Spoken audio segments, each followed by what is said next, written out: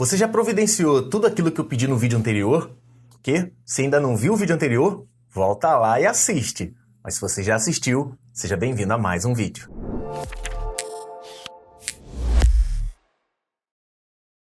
Olá, tudo bem com você? Seja bem-vindo a mais um vídeo aqui do seu curso de Desenvolvimento Web, onde a gente vai aprender HTML e CSS, como eu expliquei no vídeo anterior. E nesse vídeo, a gente vai começar contando uma coisa muito importante. A gente vai começar nesse vídeo a ver a história da internet. Você vai entender como a internet surgiu e como ela virou isso que a gente tem hoje. E se nesse momento você está pensando, meu Deus, vem uma aula chata. Cara, eu vou tentar tornar ela o mais legal possível, pode acreditar. Tomara que realmente eu consiga. E eu vou começar com uma péssima notícia. A internet, ela surgiu num dos momentos mais difíceis para o ser humano, um momento de guerra.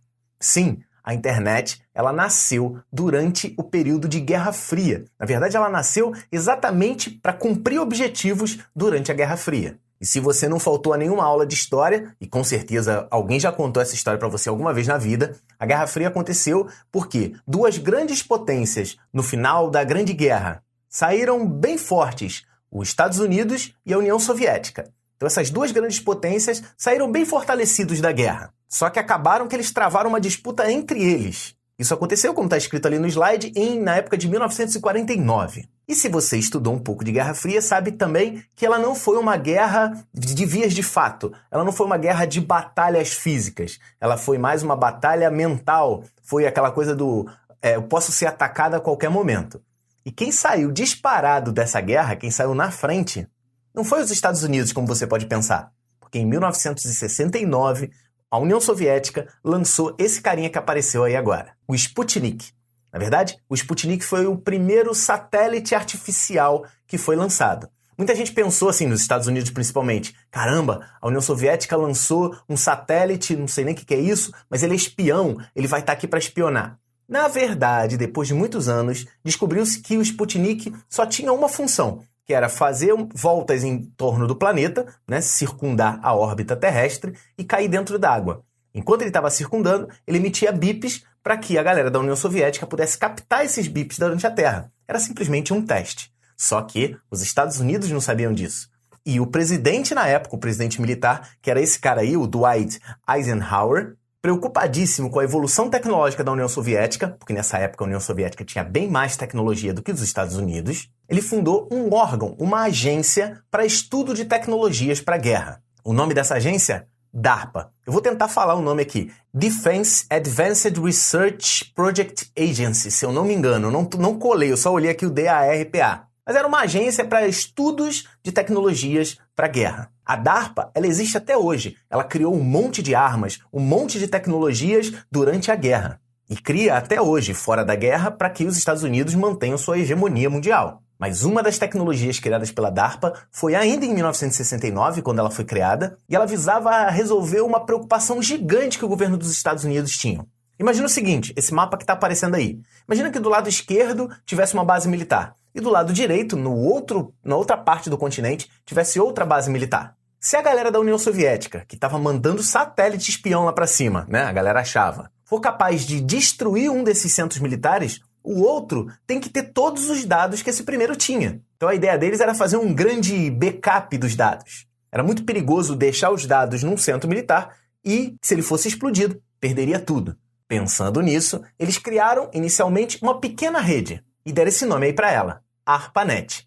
A ARPANET começou somente com 4 pontos. Dá uma olhadinha no mapa aí, ó. Tem esses pontos ali, ó. Os 4 pontos, eles tinham computadores, na época, na década de 70, iniciozinho da década de 70, e os computadores que existiam eram esses aqui, ó. Um SDS Sigma na Universidade da Califórnia, um SDS 90 na Universidade de Stanford, um IBM 370-75 no Centro de Matemática de Los Angeles, e o único computador militar da época era um DEC PDP-10 na base militar de Utah. Então, basicamente, eles tinham o projeto de comunicar esses 4 centros e fazer um backup gigante, criar uma cópia de segurança entre um computador e outro. Eles poderiam se comunicar e trocar informações. Só que dá uma olhadinha aí. Se você olhar essa tela que está aparecendo aí, você tem a plena noção de que eles são computadores completamente diferentes, de fabricantes diferentes. A gente tem 2 computadores da SDS, um computador da DEC e um computador da IBM. E não sei se você sabe, na época, computadores diferentes falavam linguagens diferentes. Um computador da IBM nunca ia se comunicar com um computador da DEC. O computador da DEC da IBM não ia se comunicar com computadores da SDS. Então isso era um grande problema. Pensando nisso, a galera da UCLA, que era a Universidade da Califórnia, criou um protocolo. Esse protocolo é chamado de NCP, Network Control Protocol, ou Protocolo de Controle de Rede. Basicamente, o que ele falava era uma linguagem única. Vamos imaginar o seguinte, esses 4 computadores que estão aí na tela são 4 pessoas. Uma delas fala português, a segunda fala alemão, a terceira fala espanhol e a quarta fala japonês. Qual seria uma forma inteligente delas se comunicarem? Aí você fala, Guanabara, sei lá. Inglês é uma linguagem muito falada. Se todos esses 4, além do idioma principal, falarem inglês, a comunicação está resolvida. Pois é exatamente assim que funciona. Pois é exatamente assim que funcionam os protocolos. Protocolos são uma linguagem, um idioma único que todo mundo vai conseguir falar. O NCP era um protocolo muito inicial, muito primordial, era muito simples. Ele era bem ruim mesmo. Basicamente, esses 4 computadores, se um computador, sei lá, o SDS-90, quisesse conversar com o IBM 370-75, a rede parava toda, era criada uma comunicação entre esses dois e eles começavam a transmitir dados. Quando terminava a transmissão, aí eles liberavam a rede. Cara, para 4 pontos, ok, tranquilo. Tu ia estar num ponto e ia falar assim, ó, calma aí, aguenta aí que você não pode transmitir agora, porque tem 2 ali que estão tentando conversar. Ok. Só que, olha só, essa rede cresce. Ela cresceu. Em 1970, ela já estava desse tamanho aí. Ela atravessava os Estados Unidos. E se você está pensando que eram em forma de satélites e tudo mais, não. Era cabo mesmo, cabo que passava de ponta a ponta dos Estados Unidos. Em 72, a situação já tinha piorado. Piorado ou melhorado, né? A rede já tinha crescido pra caramba. Olha só a quantidade de pontos que ele já conseguia atender. Só que nesse ponto, em 72, cara, o NCP já tinha evoluído um pouquinho mais, mas estava se tornando impraticável utilizar o NCP com tantos pontos na rede. Foi aí que 2 pesquisadores criaram 2 protocolos que depois foram unidos. O Bob Kahn, ou Robert Kahn, ele criou um protocolo chamado Transfer Control Protocol, ou TCP. A ideia do TCP era eliminar aquele problema do NCP, de ter que parar a rede para poder fazer uma transmissão. Só que esse protocolo tinha um grande problema. O número de pontos já estava grande demais e ele tinha problema de identificação desses pontos. Foi aí que entrou um outro pesquisador, o Vinton Cerf, ou Vint Cerf, que criou um protocolo de identificação de máquinas, o IP, o Internet Work Protocol. Juntando o trabalho de Bob Kahn e Vint Cerf, criou-se um conjunto de protocolos que foi batizado de TCP/IP, que é o protocolo que a gente usa até hoje. Claro que hoje, no momento em que eu estou gravando esse vídeo, 2020, a versão do protocolo é bem mais evoluída. A gente já está na versão 6, mas a versão 1 surgiu lá em 1972 com Bob Kahn e Vint Cerf. E a criação desse protocolo foi emergencial, porque alguns anos depois, olha isso, em 77, olha como é que já estava a rede. Não sei se você está conseguindo ver ali, em cima do 77 tem uma sanfoninha. Essa sanfoninha foi, em 77, a primeira comunicação, aí sim, via satélite, com a Universidade de Londres. Então agora eu já tinha comunicação entre os continentes. Se você sabe um pouquinho de Estados Unidos, você sabe a diferença entre Estados Unidos e Londres. Dá uma olhadinha no mapa. Tinha que fazer aquela comunicação ali. E com isso, a ARPANET cresceu muito. Cresceu tanto que chegou um momento em que os militares falaram, cara, eu não quero mais tomar conta dessa rede, essa rede já está grande demais, já tem um monte de gente que não era para ter, porque tinha centros militares, tinha galera de universidades, tinha algumas empresas pequenininhas, mas já tinha algumas empresas que faziam uso da rede. Então eles resolveram separar tudo. A parte militar ficou com uma rede menor chamada MILNET. A rede científica, a parte das universidades, ficava com uma rede que foi batizada de NSF-Net. NSF significa National Science Foundation, que é uma fundação de apoio à ciência dos Estados Unidos. E também existia uma rede comercial. Existiam várias redes comerciais na época. E todas essas redes que eu estou falando aqui, tirando a MILNET, que era meio isolada, elas tinham que se comunicar, elas queriam se comunicar. Elas queriam fazer uma rede de interconexão entre elas, uma que a gente chama de Interconnect Networking. Então esse termo foi cunhado, se eu não me engano, foi até pelo Robert Kahn, Interconnect Networking, ou uma abreviação disso, que de forma abreviada ficava assim, ó, Internetworking. Seria esse conjunto de um monte de redes que acabou surgindo. Internetworking depois foi simplificado ainda mais e surgiu o termo isolado Internet. Então a internet ela vem da ARPANET, que surgiu durante a guerra para proteger centros militares. Já anota isso aí no seu caderno. E a internet que a gente tem hoje, cara, é gigante. Ela cobre praticamente o mundo inteiro. Dá uma olhadinha só nessa imagem que eu vou colocar aqui. Ela é uma imagem que ela está disponível, na verdade não é nenhuma imagem, ela é um site que está disponível. Eu vou até colocar o endereço aqui para você, ó. É www.submarinecablemap.com. Acessa aí agora para você poder entender como é que funciona a comunicação mundial, se você estiver interessado nisso. Mas basicamente, se você olhar aqui nesse mapa, você vai falar assim, os continentes estão conectados, sem problema nenhum. E aí eu te pergunto, o que são essas conexões aí? Será que são conexões de satélite? Eu te pergunto e já te respondo. Não. Eles não são comunicações por satélite, eles são comunicações por cabos embaixo d'água. São cabos submarinos. O próprio endereço que eu acabei de te dar aqui já te entrega qual é a ideia. Então hoje, praticamente todos os continentes estão interligados entre si numa rede gigante que a gente chama de internet. Na verdade, a internet não é uma rede, é um conjunto de muitas redes. A gente já viu a origem do termo. Aí você vai falar, poxa, mas tá comunicando só as bordinhas dos continentes. Ali, ó, o Brasil ali tem várias conexões, mas tudo no litoral. Como é que vai a conexão para dentro? Aí a gente tem sistemas de satélite, balão de comunicação, a gente tem as transmissões via antenas, né, para uso de redes celulares e tudo mais. Mas hoje, como é que funciona a comunicação entre pontos? Como é que eu transfiro o dado de um ponto A para um ponto B? Vamos imaginar o seguinte, ó, o seu computador que apareceu ali, esse computador que está aí, é o computador da tua casa, é o ponto A. Vou colocar aqui um computador que é o ponto B. O ponto B é basicamente o computador que você quer acessar. Por exemplo, você está nesse momento assistindo esse vídeo. O seu computador A é o que a gente chama de cliente e o computador B, que é o que vai disponibilizar para você a mídia, é o que a gente chama de servidor. Então, nesse exato momento, eu tenho certeza que você está acessando os servidores do Google, os servidores do YouTube. Então, basicamente, o servidor do YouTube tem um arquivo e você quer esse arquivo. Então, não vou exemplificar com um vídeo, não. Vou exemplificar com uma imagem. Imagina o seguinte, o ponto A, que é o ponto da tua máquina, quer uma foto. E o ponto B, que é o servidor, tem essa foto. Tá vendo? Você tá vendo a foto ali amarelinha. O que o seu computador vai fazer é solicitar essa foto. Na próxima aula a gente vai ver um pouquinho mais de detalhes de como isso acontece, essa solicitação. Como que o seu computador da sua casa consegue atingir um servidor, consegue descobrir onde é que está um servidor, onde é que está um arquivo.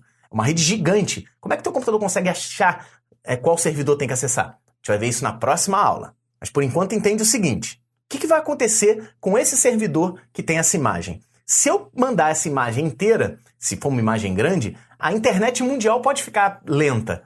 Então, o que o TCP/IP faz? Basicamente, o IP identifica um ponto A e o ponto B, e o TCP ele vai fazer o seguinte, uma das coisas, né? Quebrar essa mensagem. Olha isso. Ele pegou a imagem, quebrou em vários pacotinhos, são exatamente o nome que se dá, é pacote mesmo, e ele vai mandar esses pedacinhos totalmente fora de ordem, totalmente por rotas diferentes, enfim, independe a maneira que ele vai mandar. Ele vai mandar por rotas diferentes, caminhos diferentes, em tempos diferentes. Se um pacote sumir, ele vai mandar de novo, mas o fato é, no final da transmissão, todos os pacotes vão estar no seu computador, como está representado ali. O TCP do lado do teu computador, né, tem TCP/IP dos dois lados, tá? Tanto do cliente quanto do servidor. O TCP do servidor quebrou a mensagem toda. O seu TCP vai ser responsável por reunir todas essas mensagens e reconstituir a imagem. Quando você acessa a internet, está acessando um site, é uma imagem pesada e a tua internet está lenta, você já percebeu que dá para ver a imagem se montando, né? Ele carrega o início, depois ele carrega mais um pouco, depois ele carrega mais um pouco. Exatamente isso são os pacotes chegando pela internet. E tudo funciona dessa maneira. Para você não ficar só com a minha explicação, cara, eu tenho uma dica para te dar, cara. Essa dica é valiosa.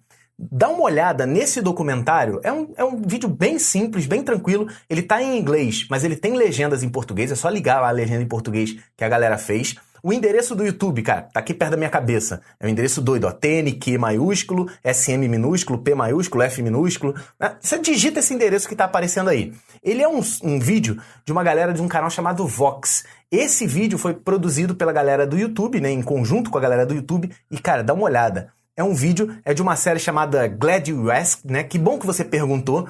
Como funciona a internet. É tipo um manual do mundo aqui do Brasil, só que assim, tipo, gringo e cheio de coisa. Dá uma olhada, ela explica nesse documentário a coisa de quebrar uma foto, ela recorta uma foto, ela vai te explicar como as informações são organizadas, traduzidas em bits e bytes, de forma resumida. E ela vai simular como se ela tivesse mandado um e-mail para alguém. e ela vai te mostrando qual é o caminho que os dados vão percorrendo. Ela visita um data center, você vai entender o que é um data center, depois eu vou falar para você um pouco mais sobre isso, mas ela vai visitar o data center e do data center ela descobre, mas para onde vão os sinais? Vão para debaixo d'água, como eu acabei de falar. Ela visita uns pontos de transmissão de dados através de embaixo d'água. Ela pega lá como é que é um cabo de internet que passa por baixo d'água, é fininho, fibra ótica, por onde eles passam. Cara, olha isso, o cabo sendo enrolado é gigante, a parada é gigantesca. Aí eles falam, tá, beleza. Mas quando chega no...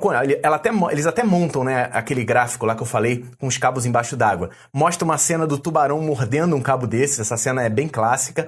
E depois ela fala, mas como é que esses dados chegam no interior? Como eu falei, olha lá, ele mostra os balões lá de transmissão de dados, ela mostra a transmissão via satélite. Então, assim, tem um monte de coisa nesse documentário. A gente recomenda muito que você assista, tá? Dá uma assistida nesse vídeo. Ele não é tão longo assim, mas ele é bem interessante para você aprender como funciona a internet assim por dentro. Vai por mim, é bem legal. Só que a internet não era assim bonita como é hoje. Hoje em dia a gente tem um monte de coisa legal para se fazer na internet. Mas uma pergunta que eu faço para você é o seguinte: você sabia como era a internet antigamente? A internet antigamente não tinha nada gráfico.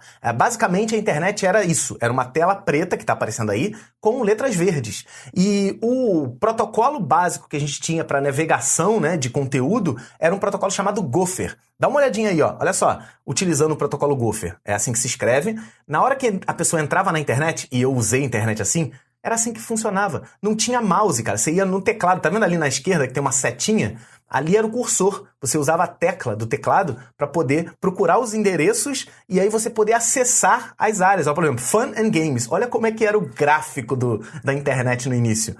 Por exemplo, você podia baixar a imagem. Tinha imagem, mas era assim, você tinha que baixar e abrir no seu ambiente gráfico. Não tinha imagem no meio do site como você está acostumado hoje. Ali, ó. Tá tentando acessar um endereço, gopherpedia.com, ela existe, né, no protocolo Gopher. Você pode fazer uma busca, tipo um Google, né? Você bota lá, ele pesquisou por Gopher Protocol. Ele vai, tá vendo? Ele tem uma setinha e olha o conteúdo, era assim, um monte de texto. Esses textos que estão brancos no fundo, né, que estão clarinhos no fundo, eram links. Você podia ir com a seta do teclado e poder acessar eles também. Então, assim, isso era a internet de antigamente. Eu cheguei a utilizar essa internet por muito tempo. Então, quando você pensa assim, não, o surgimento da internet já surgiu com animações, com vídeos, com YouTube. Não tinha nada disso, cara. Foi isso que eu acabei de te mostrar. Era uma tela preta e letras verdes ou letra branca, se você tinha um monitor um pouquinho mais avançado. Só que, em 1993, em Genebra, um inglês chamado Timothy Berners-Lee, ou Tim Berners-Lee, ou TBL para os íntimos, ele criou uma parada muito maneira. Ele estava participando de um projeto que era tipo Gopher. Eram textos que tinham áreas sensíveis, aquelas áreas brancas que você acabou de ver, só que podiam ser acessadas através de links, né, que ele estava chamando, né, que eram os hiperlinks. Ele evoluiu essa tecnologia, evoluiu pra caramba e chegou a um protocolo que seria incluído mais tarde no TCP/IP. O nome desse protocolo, com certeza você já viu essa sigla, HTTP, que é Hypertext Transfer Protocol. Você vai falar, mas eu já vi HTTP, aonde que eu vi isso? Vai na internet, acessa qualquer site, clica na barra de endereço que vai aparecer lá, http://. Esse protocolo foi criado por esse cara descabeladinho aí, ó. Tem a cabecinha do Jimmy Neutron, todo descabelado em cima. Inclusive, ele veio pro Brasil, deu palestra na Campus Party. Eu tenho uma foto com ele, abracei ele, agradeci pela criação do HTTP. E além do HTTP, ele criou a linguagem que a gente vai estudar. Então, a linguagem HTML, que era baseada, né? O HTTP é baseado na linguagem HTML, também foi criação dele e da equipe dele. É uma linguagem bem simples, fundamentado em marcas. Esse HTML significa Hypertext, HIT, Hypertext. O M é de Markup, que é de marcação, Language, linguagem. Então, ele é uma linguagem de marcação para hipertextos. Aqueles textos sensíveis, você clicou, ele vai para outro lugar. Que é a internet que a gente chama hoje, né? A internet. Na verdade, você vai ver que isso tem um outro nome. E também esse nome foi inventado por ele, que é World Wide Web, que é rede de alcance mundial. Outra coisa que precisou ser criada para o World Wide Web funcionar é um navegador. Hoje você usa o Google Chrome, você usa o Microsoft Edge, você usa o Opera, você usa o Mozilla Firefox. Na época, o primeiro navegador foi esse cara aí, o Mosaic.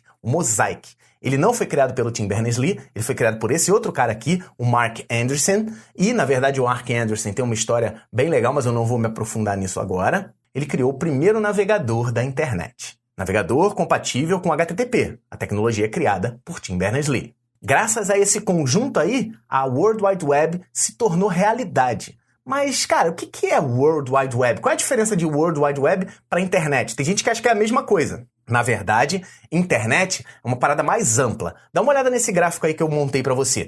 A internet, ela é a rede mundial, é aquela interconexão, a rede das redes. E dentro da internet, a gente tem um conjunto de servidores especializados em um determinado tipo de serviço ou protocolo. Então a gente tem um monte de servidores especializados dentro dessa rede. Alguns desses servidores são especializados, por exemplo, em transferência de arquivos, que são os servidores FTP. Outros são especializados, na época, antigamente, em transferência de hipertexto simples, que é o Gopher, que a gente acabou de ver no vídeo anterior, aquela tela preta. O protocolo é o Gopher. Alguns outros servidores são especializados em receber e mandar e-mail, que são os protocolos SMTP, o POP3, o IMAP, que são protocolos de transferência. Você vai estudar um pouco sobre isso na matéria de redes. E também existem os servidores especializados em HTTP, que é essa tecnologia que foi criada por Tim Berners-Lee. O que ele cunhou, esse termo que ele cunhou, basicamente a World Wide Web, que está aparecendo aqui lá no iniciozinho da tela, ele é uma rede, uma sub-rede da internet. Ele é a parte da internet que é especializada em HTTP. Certo? Para não ficar lá Hypertext Markup Language, ele criou essa siglazinha WWW, que significa World Wide Web, que é rede de alcance mundial, e basicamente eles englobam os servidores especializados em HTTP. Então toda vez que você falar de WWW, ele é uma rede que está dentro da rede internet. Certo? Ele é uma sub-rede dentro da grande rede internet. E é claro que essas sub-redes, elas podem se comunicar. Eu posso usar HTTP para falar com servidores FTP. Eu posso usar o HTTP para acessar meu e-mail. Isso é possível. Hoje em dia você consegue usar o webmail. Não significa que essas redes são desconexas, não. Elas se comunicam. Mas WWW é o conjunto de servidores especializados em HTTP. Ficou claro? E por falar em HTTP, como eu disse anteriormente, esse protocolo ele é especializado em hipertexto. E para eu produzir hipertexto, que é o objetivo da nossa disciplina, desenvolvimento web, essa disciplina de desenvolvimento web, ela foca em produzir conteúdo em hipertexto. E para isso, a gente tem que começar os nossos estudos em linguagem HTML. E eu vou começar explicando como funciona para um HTML ser feito, construído, colocado num servidor e como é que ele chega na sua máquina. O que acontece quando ele chega na sua máquina? Esse é o assunto da próxima aula. E graças a esses dois caras aí, o HTTP, o HTML5, os navegadores, hoje a sua internet ela é muito diferente do que era antigamente. Eu te mostrei, acabei de te mostrar um vídeo, tela preta, o cara ia lá, digitava e aparecia uns negócios, fun and games, sei lá, games and fun, sei lá. Olha o jeito feio que apareceu.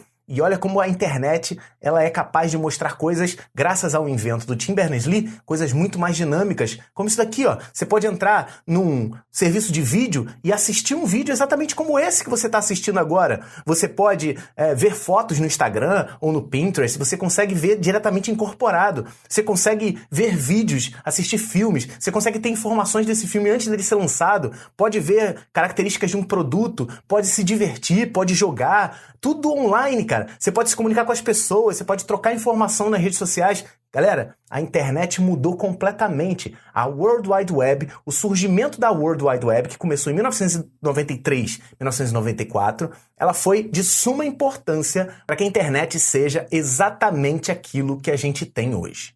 E é para produzir esse tipo de conteúdo que a gente vai começar a estudar muito sobre HTML e CSS. Aceita esse convite? Vamos embora comigo aprender isso tudo?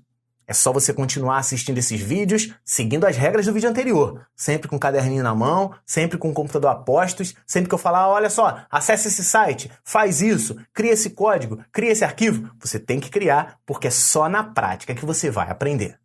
Eu me despeço por aqui, esse vídeo foi um pouquinho mais longo, mas a gente se vê no próximo, onde eu vou te mostrar qual tráfego, como que um cliente chega num servidor, como que um servidor entrega um HTML e esse HTML se transforma magicamente num site visual que a gente acabou de ver nesse vídeo que acabou de passar aí. Um grande abraço, bons estudos, não se esquece, anota tudo no seu caderno e a gente se vê na próxima.